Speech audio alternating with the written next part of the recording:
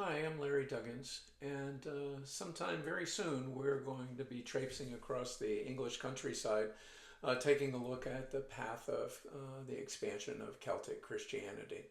I wanted to spend a little bit of time talking about some of the historical figures and places that we'll be encountering, so that as we visit them, we've got the context to be able to enjoy them.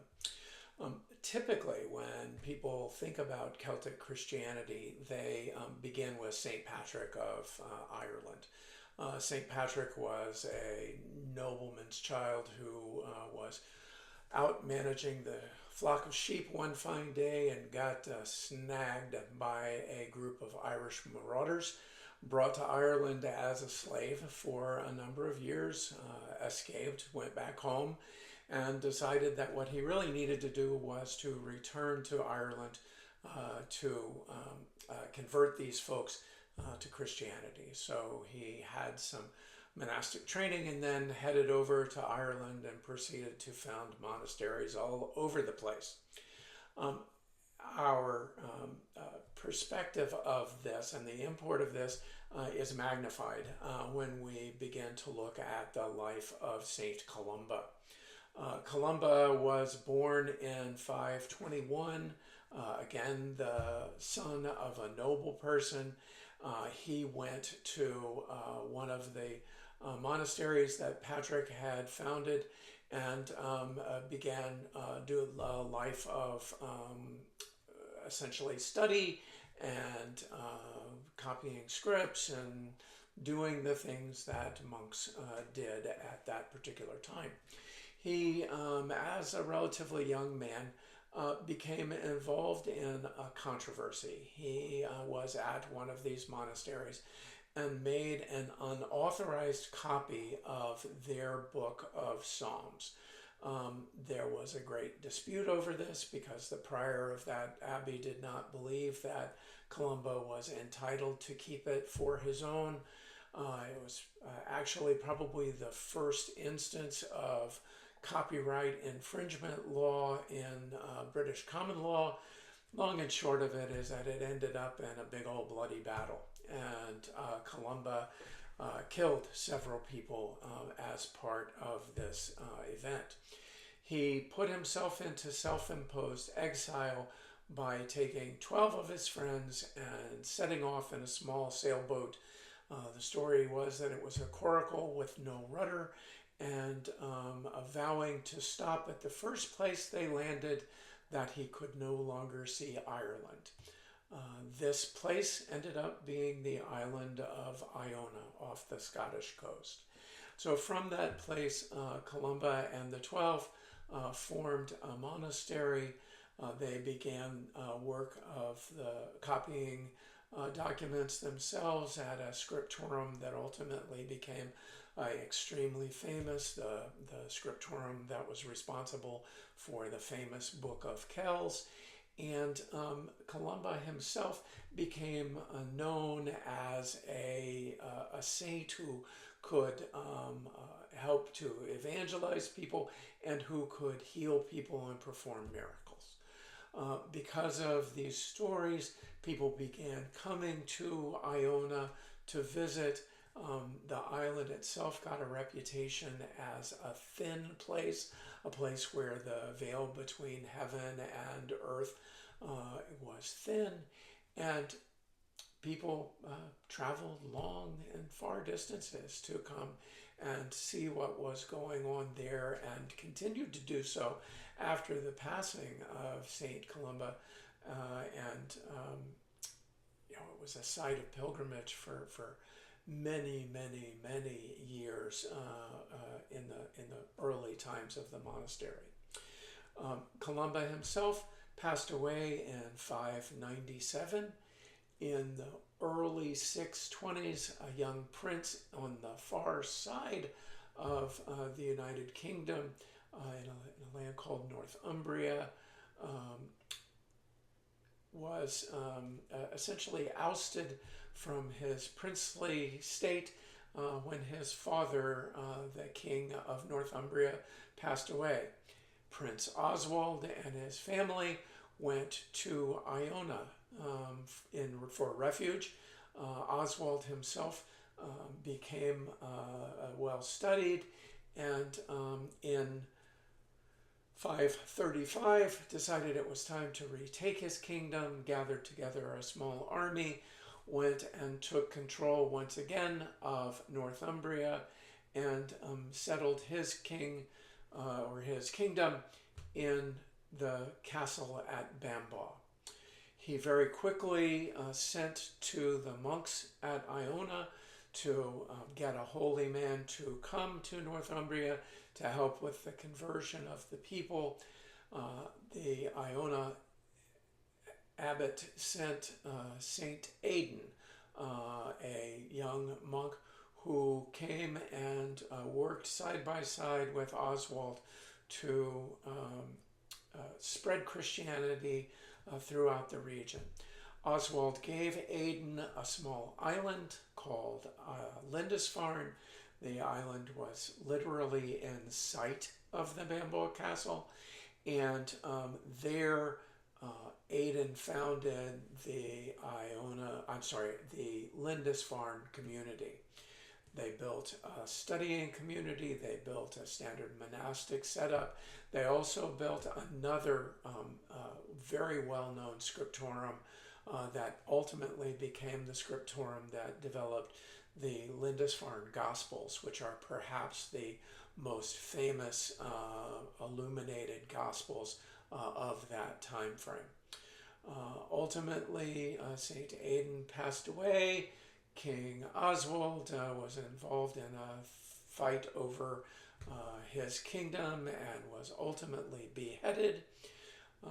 And at that time, at the passing of both Oswald and Aidan in 651, a young man by the name of Cuthbert was a shepherd in the field around the community of, I'll remember it in a second or look at my notes, Melrose.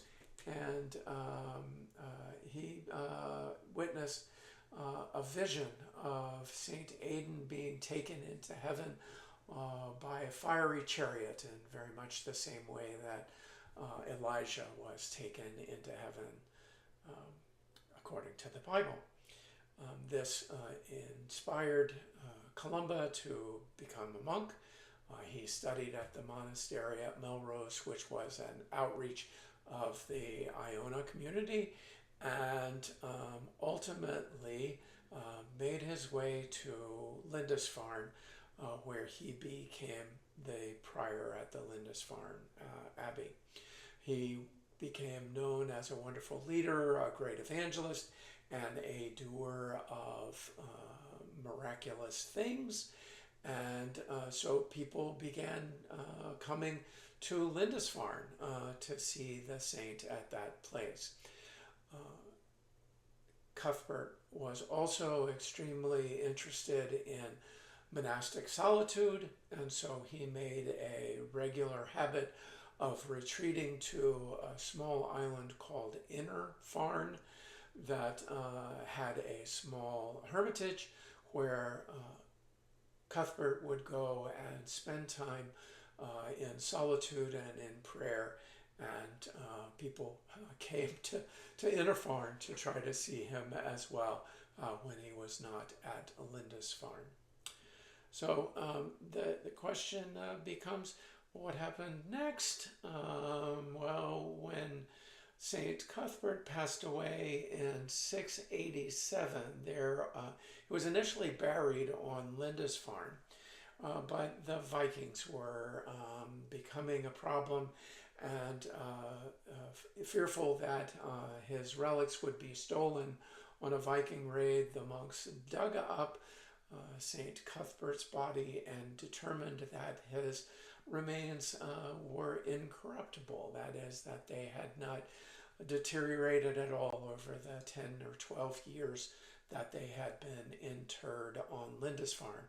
So they put his body into a much more ornate coffin and carried him across Northumbria to the cathedral at Durham, where he was reinterred, and where he is interred together with the head, the beheaded head of Saint King Oswald of Bambois and Northumbria.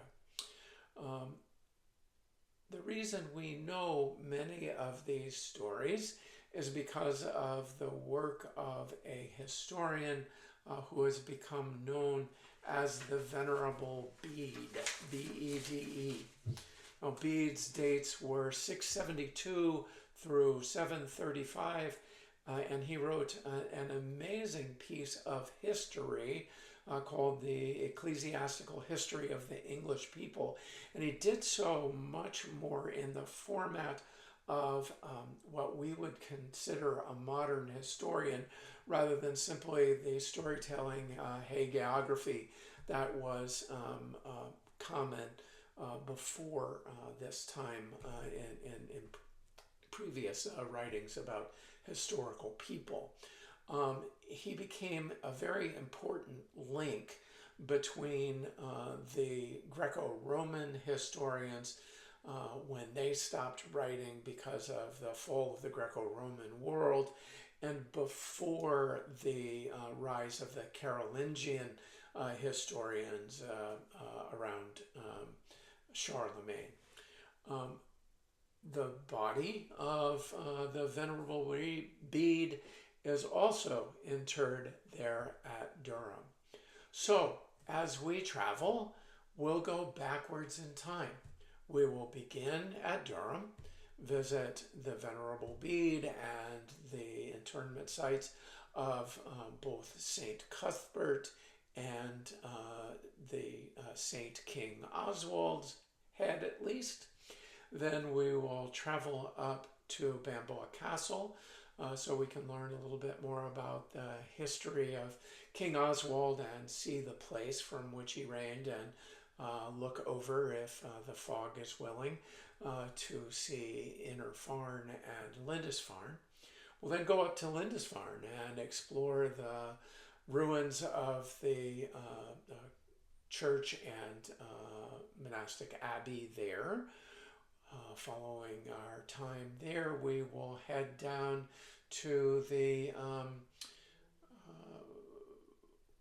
little town of Seaside or Sea Shores or Sea something, and take a little boat across to visit Inner Farn, so that we can see the hermitage of St. Cuthbert. From there, we'll go up to our beginning place of the Iona pilgrimage in Glasgow, and following that, take our pilgrimage out to visit Iona and the Iona Abbey. I'm looking forward to all of this. Andrea sent you a book that we'll use during our travels. The book includes short historical write-ups on each of these characters and places. So if you've got time before we come, or maybe on the plane, spend a few minutes reading through these histories, so that as we encounter these places and these people as we travel, we can understand their contribution to the spread of Christianity. I look forward to traveling with each of you.